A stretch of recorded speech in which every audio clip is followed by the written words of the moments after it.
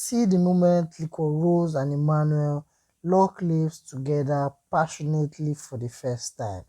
The Big Brother Naija Season 6 Shine Your Eye housemates Rose and Emmanuel seem to be having fun while in the house. The two have grown into being pals lately while in the house.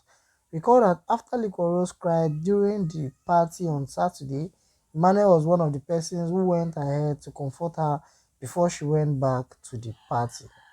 While they were seated, Rose jokingly asked Emmanuel to ask her out and she would count down to 15 seconds, and subsequently he won't have such a chance again. In the early hours of today, the housemates played a truth or dare game, and Rose and Emmanuel were spotted kissing during the game.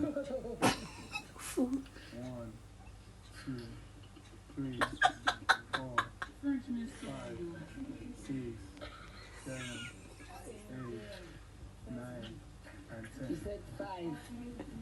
Alright.